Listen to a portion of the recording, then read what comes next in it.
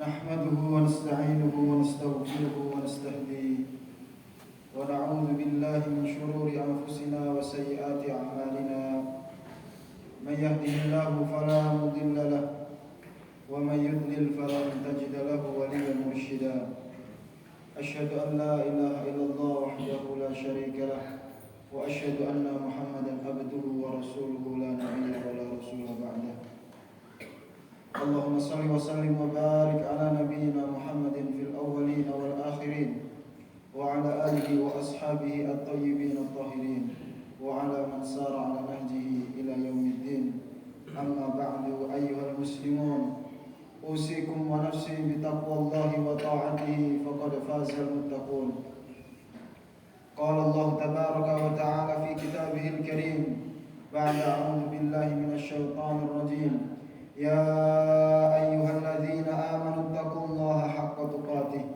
ولا تموتن إلا وأنتم مسلمون وقال في آية أخرى يا أيها الذين آمنوا اتقوا الله وقولوا قولا سديدا يصلح لكم أعمالكم ويغفر لكم ذنوبكم ومن يطع الله ورسوله فقد فاز فوزا عظيما وقال نبينا محمد صلى الله عليه وسلم اتق الله حيثما كنت وأتبع السيئة الحسنة تمحوها وخالق الناس بخلق حسن. Ma'asyiral muslimin wa suratul mu'minin rahimakumullah. Alhamdulillah, di siang yang penuh dengan keberkahan ini, di hari Id pekanan kaum muslimin, Allah Subhanahu wa taala berikan kemudahan bagi kita untuk memenuhi undangan Allah Subhanahu wa taala. Kalau bukan karena nikmat dan rahmat dari Allah Subhanahu wa taala, tidaklah diri kita berada di rumah-rumahnya. Kemudian kita tingkatkan ketakwaan diri kita di bulan yang penuh dengan keberkahan, yang saat ini kaum muslimin berada di bulan yang mulia yang berturut-turut, yaitu Dzulqa'dah, Dzulhijjah, kemudian Muharram. Maka jangan sampai di antara diri kita menzalimi dirinya sendiri dengan bermaksiat kepada Allah Subhanahu wa taala. Nikmat-nikmat yang besar ini patutnya kita syukuri dengan melaksanakan ketaatan kepada Allah Subhanahu wa taala. Kemudian memperbanyak segala taqarrubat, segala perkara yang mendekatkan diri kita kepada Allah Subhanahu wa taala. Kemudian kita berbanyak bersalawat kepada Rasulullah Muhammad sallallahu alaihi wasallam. Semoga setiap salawat yang kita lantunkan kelak memudahkan diri kita untuk mendapatkan syafaat Rasulullah Muhammad sallallahu alaihi wasallam. Jamaah yang dimuliakan Allah Subhanahu wa taala, setiap kaum muslimin memahami akan pentingnya waktu yang ada dalam kehidupannya. Maka Allah Subhanahu wa taala menjadikan banyak di dalam surat-surat Al-Qur'an bersumpah dengan waktu-waktu yang begitu banyak. Seperti di dalam surat Al-Fajr Allah bersumpah dengan waktu Fajar, wasyafa' waktu syafa', yaitu waktu-waktu yang genap, wal watar, dan waktu-waktu yang ganjil. Kemudian Allah bersumpah juga dengan waktu yang nama disebut wal asar, waktu asar, atau biasa disebut dengan demi masa. Wal lail, waktu malam, wal duha, waktu duha, dan waktu-waktu yang lainnya. Allah Subhanahu wa taala menjadikan itu semua sebagai kesempatan bagi seorang muslim ketika dalam kehidupan dia melalui sebuah sesuatu dalam kehidupan, dia bisa mentadabburinya, dia bermuhasabah terhadap amal-amalnya. Saat ini kaum muslimin berada di bulan yang mulia, yaitu yang disebut dengan bulan haram, yaitu bulan yang dimuliakan oleh Allah Subhanahu wa taala. Allah Subhanahu wa taala berfirman di dalam surat At-Taubah ayat yang ke-36. Ba'da a'udzu billahi minasyaitonir rajim. Inna iddatasy syuhuri indallahi 12 syahra. Sesungguhnya jumlah adat bilangan bulan di sisi Allah Subhanahu wa taala itu ada 12 bulan. Fi kitabillahi yauma khalaqas samawati wal ardh, sesuai dengan ketetapan yang telah ditentukan Allah Subhanahu wa taala ketika menciptakan langit dan bumi. Minha arba'atun hurum, dari 12 bulan ini ada 4 bulan yang dimuliakan. Dzalikad dinul qayyim, itulah agama yang lurus. Fala tadlimu fihinna anfusakum, maka janganlah kalian menzalimi diri kalian di bulan-bulan tersebut. Wa qatilul musyrikina kafah, dan perangilah orang-orang musyrik itu secara keseluruhan. Kama yuqatilunakum kafah, sebagaimana orang-orang musyrik ini memerangi kalian secara keseluruhan. Wa'lamu, dan ketahuilah, annallaha ma'al muttaqin, sesungguhnya Allah Subhanahu wa taala bersama orang-orang yang bertakwa. Masyaallah muslimin wa sunnatul mu'minin rahimakumullah. Tidak sembarang orang mendapatkan kenikmatan untuk berada di bulan haram. Ketika Allah Subhanahu wa taala memberikan sebuah pintu pada diri kita dengan Ramadan, Allah Subhanahu wa taala janjikan dengan kalimat la'allakum tattaqun, agar kalian ini menjadi orang-orang yang bertakwa.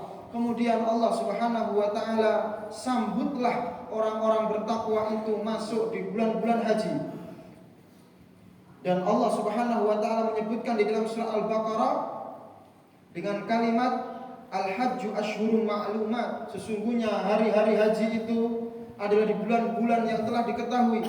Imam Ibnu Katsir rahimahullahu taala mengatakan yang dimaksud dengan bulan haji yang bekalnya adalah ketakwaan ini adalah dimulai dari bulan Syawal, kemudian Dzulqa'dah dan Dzulhijjah. Akan tetapi ada keistimewaan yang luar biasa ketika sudah masuk di dalam bulan Dzulqa'dah, Dzulhijjah, kemudian dilanjutkan dengan Muharram, kemudian nanti ada di bulan Rajab. Karena ini masuk di dalam bulan-bulan yang dimuliakan Allah. Setiap kaum muslimin ketika melakukan kemaksiatan di bulan-bulan haram, maka kemaksiatannya akan diagungkan, dibesarkan, dilipat gandakan.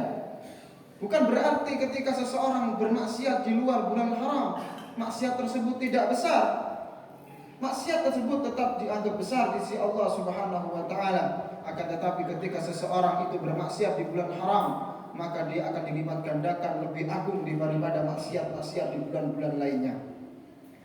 Fahmul mukhalafah, pemahaman yang sebaliknya juga, bahwasanya orang-orang yang beramal saleh di bulan Dzulqa'dah, Dzulhijjah, Muharram dan juga bulan Rajab, baik itu amalan yang wajib maupun itu amalan-amalan yang sunnah, amalan-amalan yang diperintahkan secara tekankan maupun amalan-amalan yang diperintahkan secara mandub, maka semuanya akan dilipat gandakan oleh Allah Subhanahu wa taala dalam kebaikannya.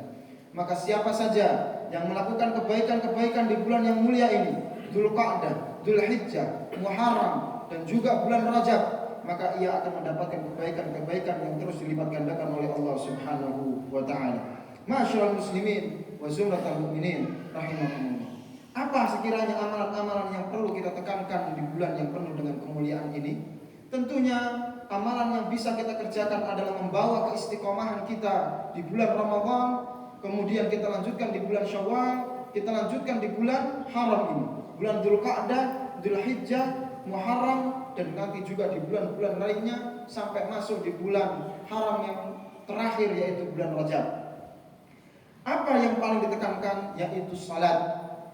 Kita di bulan Ramadan, salat-salat sunnah kita kerjakan, qiyamul lail kita kerjakan, salat-salat tarawih yang sifatnya sunnah.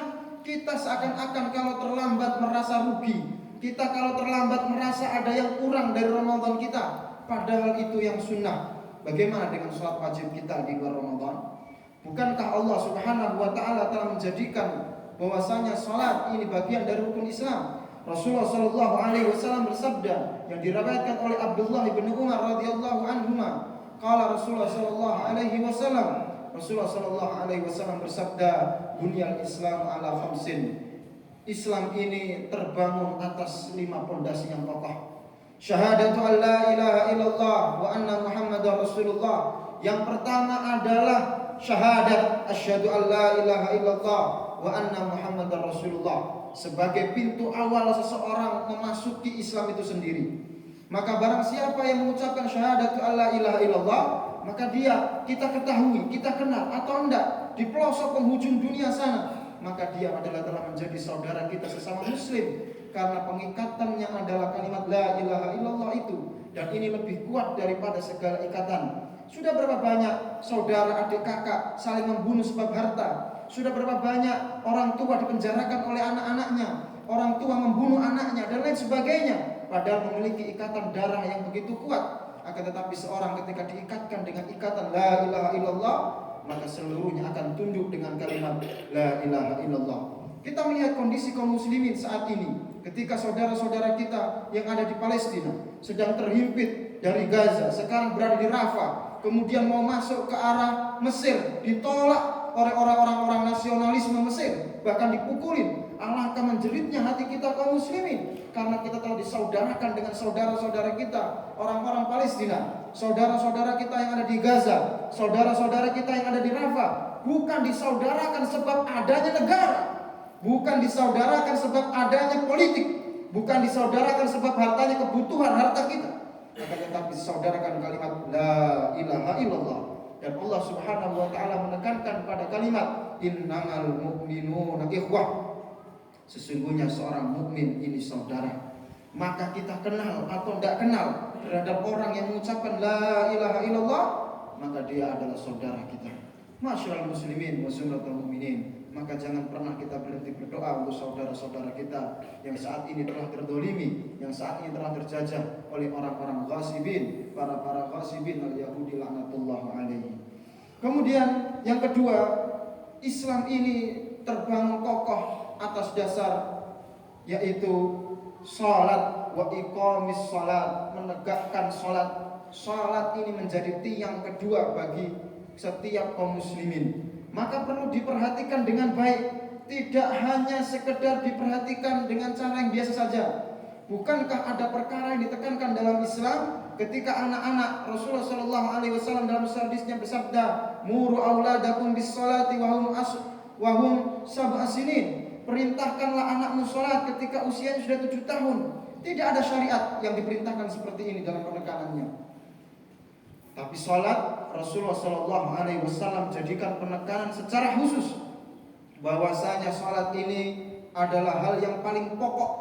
Di dalam mazhab Syafi'i, orang-orang yang tidak mau meninggalkan salat, mengerjakan salat, orang-orang yang meninggalkan salat, orang-orang yang tidak mau mengerjakan salat karena mengingkarinya, maka dia dihukumi murtad, wajib bersyahadat. Dan barang siapa meninggalkan salat karena dia rasa malas, maka perlu ditakzir, mendapatkan cambukan dari seorang hakim. Maka di sini penting untuk kita pahami bagaimana salat ini menjadi pondasi dasar kaum muslimin. Ruh kita hilang ketika salat ini sudah tidak ada. Posisi kedudukan kita dalam memenuhi panggilan Allah berupa salat menjadi satu kedudukan di sisi Allah Subhanahu wa taala. Bukankah amalan yang pertama kali dihisab kelak pada hari kiamat adalah salat? Ketika salatnya baik, maka dia telah merasakan kebahagiaan dan kesuksesan. Dan barang siapa yang salatnya ini buruk, maka dia telah mendapatkan kerugian dan kesengsaraan kelak ketika bertemu dengan Allah Subhanahu wa taala. Kemudian kita lihat juga tentang masalah salat ini. Allah Subhanahu wa taala memberikan wasiat kepada Rasulullah Muhammad sallallahu alaihi wasallam secara khusus. Dan alangkah beruntungnya kalau wasiat itu dikerjakan oleh kaumnya. Rasulullah sallallahu alaihi wasallam mendapatkan titah langsung dari Allah Subhanahu wa taala dan mengatakan, "Wa'mur ahlaka bis-shalati wastabir 'alaiha." Perintahkanlah keluargamu wahai Muhammad untuk mengerjakan salat dan teruslah engkau bersabar atas hal demikian itu. Disuruh terus bersabar. Kalimat sabar itu ada 2 tingkatan. Kalau kalimatnya itu sabara, maka kalimatnya ini sabar secara biasa normal. Akan tetapi kalau ada kalimat isqobara, ada kalimat tok di situ, maka di sini sabarnya melebihi dari segala perkara. Ujian apapun tidak bisa tertolakkan. Orang sakit wajib sholat. Orang dalam safar wajib sholat. Orang dalam kesibukan wajib sholat. Dan sholat ini tidak ada kafaratnya. Ketika ada seseorang bekerja kemudian meninggalkan sholat, wallahi sholatnya tidak bisa dikafaratin dengan amalan-amalan yang lainnya kecuali dia mengerjakan hal tersebut. Maka rugi ketika ada seorang muslim mengatakan la ilaha illallah, akan tetapi sebenarnya ruhnya telah hilang, yaitu sholat tersebut itu sendiri telah tidak ada dalam dirinya. Kemudian di dalam sebuah hadis yang lain dijelaskan dari Mu'adz bin Jabal radhiyallahu anhu, Rasulullah sallallahu alaihi wasallam bersabda, "Rasul amri al-Islam." Kepala pokok perkara segala urusan itu pertamanya adalah Islam. Kalau seseorang sudah Islam, sudah alhamdulillah. Karena pokok perkara yang pertama adalah Islam. Maka seseorang ketika pengen menjadikan diri dia mulia, masuk Islam, melaksanakan syariat Islam. Innal izzata lillah. karena kemuliaan ini milik Allah. Barang siapa yang mencari kemuliaan di luar Islam, sesungguhnya dia telah mencari kehinaan, kerugian, dan kesengsaraan dalam kehidupan dunia. Maka setiap muslim harus memahami bahwa Islam ini menjadi pondasi. Pengen jaya dalam kehidupan dunia, Islam. Pengen sebuah peradaban yang baik, Islam. Pengen mendapatkan keadilan, Islam. Dalam segala perkara, Islam menjadi jawaban segala urusan. Wa amuduhu, dan tiangnya Islam ini as-salat, adalah salat. Kalau tiangnya runtuh semuanya. Kita membangun masjid, bisa jadi kita bangun masjid tidak ada dindingnya, tidak memiliki jendela-jendela yang bagus, tidak memiliki kaca-kaca yang indah. Tapi kalau selama tiang-tiang yang kokoh itu masih ada, maka masjid itu masih berdiri tegak. Begitu juga kita, seorang muslim. Bisa jadi seorang muslim dia tidak mampu puasa, akhirnya dia harus membayar fidyah.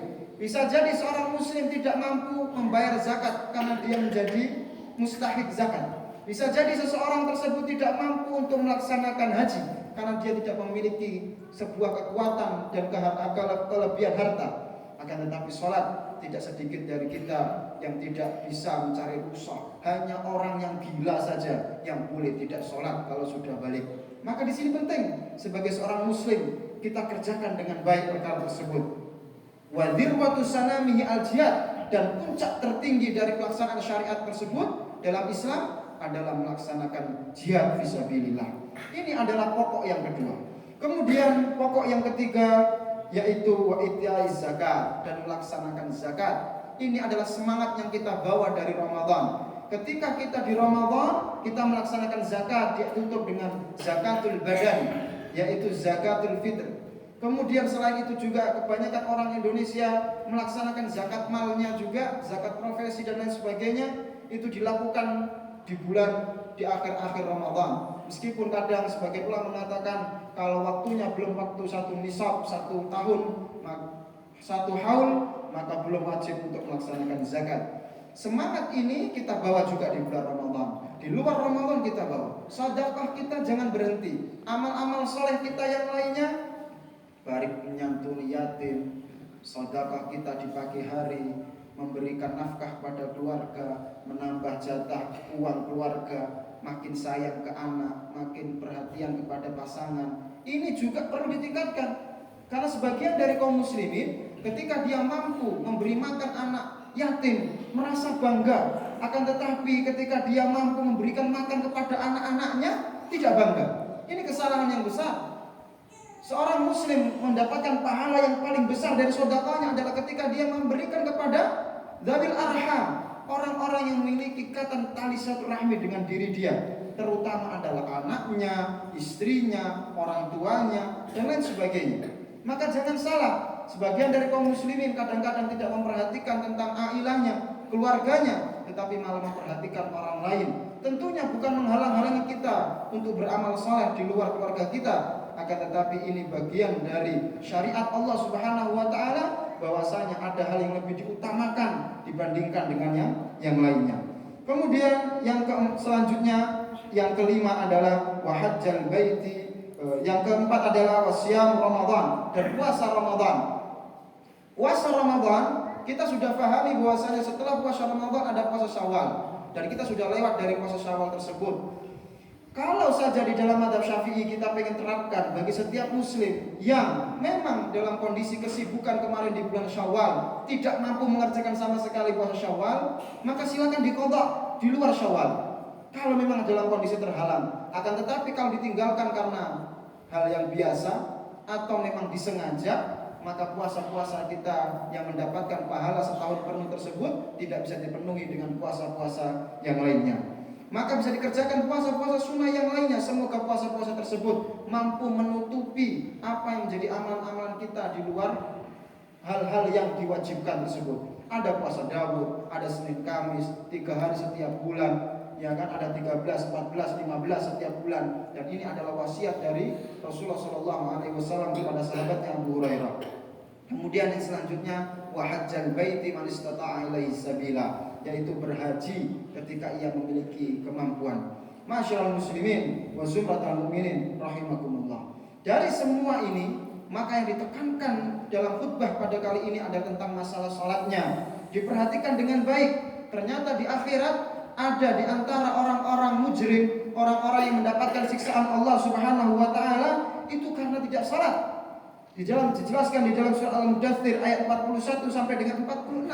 Anil mujrimin, tentang orang-orang yang mujrim yang mendapatkan siksaan dari Allah Subhanahu wa taala, orang-orang yang berdosa. Masalakakum fi saqar? Kenapa kamu itu bisa masuk ke dalam neraka saqar? Khusus neraka yang disediakan untuk orang-orang yang meninggalkan salat.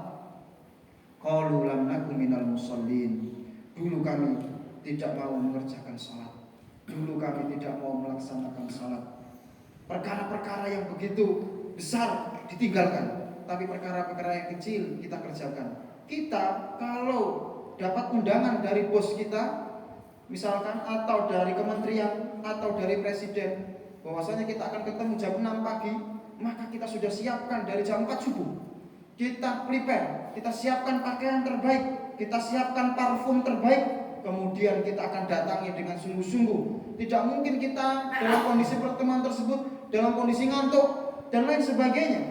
Tetapi ketika kita ketemu dengan Allah, ketemu dengan pemilik langit dan bumi, pemberi nikmat seluruh makhluknya, yang Allah memiliki kasih sayang dan rahmatnya, Allah Subhanahu wa ta'ala mengampuni setiap dosa-dosa, tetapi Allah juga syadidul iqab, memiliki siksaan yang begitu berat. Tapi kadang-kadang kita tidak persiapkan dengan baik diri kita. Maka kita berlindung pada Allah. Semoga Allah istiqomahkan kita, semoga Allah kokohkan kita, anak-anak kita, semuanya. Kita berdoa seperti doanya Nabiullah Ibrahim alaihissalam, Rabbi ja'alni muqimas salati wa min dzurriyyati. Ya Allah, jadikanlah hamba orang yang mengerjakan salat dan juga keturunan-keturunan hamba. Luar biasanya, segitunya kan Nabi Ibrahim alaihissalam, sehingga berdoa luar biasanya tentang masalah salat.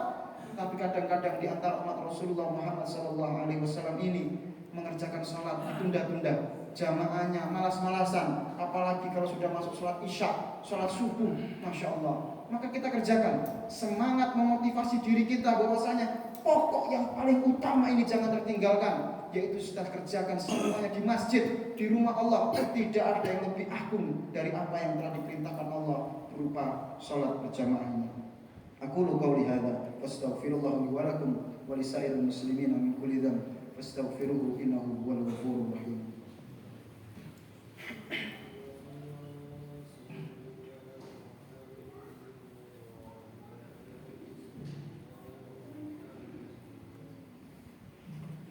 Alhamdulillahi wa kafa wassalatu wassalamu ala nabiyyina al-mustafa Muhammadin ibni Abdillah wa ala alihi wa sahbihi wa mawala. La haula wa la quwwata illa billah. Jamaah yang dimuliakan Allah Subhanahu wa taala, sekali lagi khatib mengingatkan diri pribadi, mari kita jaga salat kita 5 waktu kita. Salat yang memiliki keistimewaan luar biasa ini yang kelak akan menjadi fondasi diri kita ketika kita ketemu dengan Allah. Ketika salatnya bagus, maka dianggap bagus seluruhnya, dan siapa salatnya buruk, salatnya jelek, bentang-bentong, maka dianggap buruk seluruh amalannya. Artinya ketika kita memiliki amalan segede gunung-gunung dari amal soleh di luar sholat, maka tetap yang menjadi ukuran barometernya adalah sholat kita. Maka masjid yang telah kita bangun kokoh, yang kita sudah keluarkan infak sedekah kita di sini, kita berikan karpetnya, dindingnya, kipasnya, listriknya, kita adakan markot, kita adakan takmir di situ. Ini kita isi dengan diri kita dan roh kita.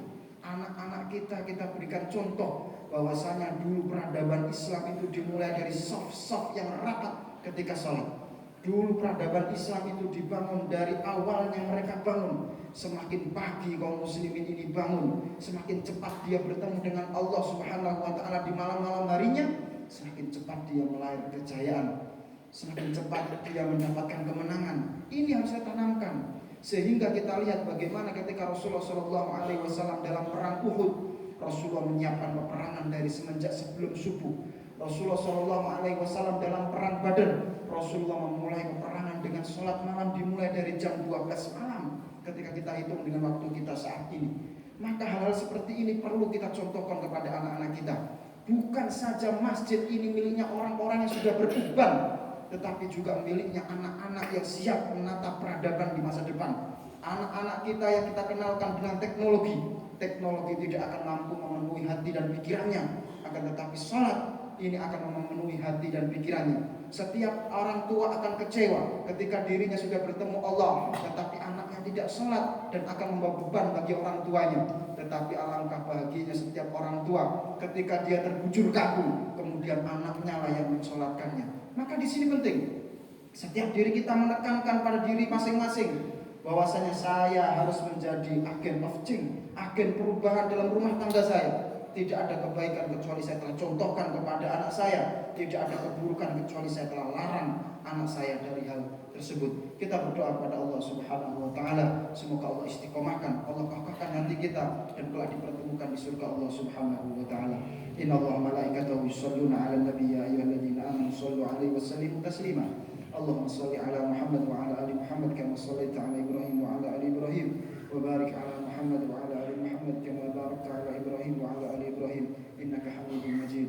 Allahumma ighfir lil muslimina wal muslimat wal mu'minina wal mu'minat al ahya'i minhum wal amwat innaka samii'un qaribun mujibud da'wat ya qadiyal hajat. Rabbana zalamna anfusana wa illam taghfir lana wa tarhamna lanakunanna minal khasirin. Rabbana hab lana min azwajina wa dhurriyyatina qurrata a'yun waj'alna lil muttaqina imama. Rabbi ij'alna muqimina as-salati wa min dhurriyyatina Rabbana wa taqabbal du'a. Rabbi ij'alna muqimina as-salati wa min dhurriyyatina Rabbana wa taqabbal du'a. Rabbana atina fid dunya hasanah wa fil akhirati hasanah wa qina adzaban nar. Allahumma ansuril Islam wal muslimin. Allahumma ansuril Islam wal muslimin wa ahlikil kafarata wal musyrikin wa dammir a'da'aka a'da'ad-din. Allahumma barik lana fi azwajina, Allahumma barik lana fi awladina, Allahumma barik lana fi tulabina wa talamidatina. Allahumma ab'idhum an dharari ya rabbal alamin. Rabbana atina fid dunya hasanah wa fil akhirati hasanah wa qina adzaban nar. Wa sallallahu ala nabiyyina Muhammadin wa ala alihi wa sahbihi ajma'in walhamdulillahi rabbil alamin. Ibadallah, innallaha ya'murukum bil 'adli wal ihsan wa ita'i dzil qurba wa yanha 'anil fahsya'i wal munkari wal baghi ya'idukum la'allakum tadhakkarun. Fadhkurullahal 'azim yadhkurkum washkuruhu 'ala ni'amihi yazidkum wa la dzikrullahi akbar. Wallahu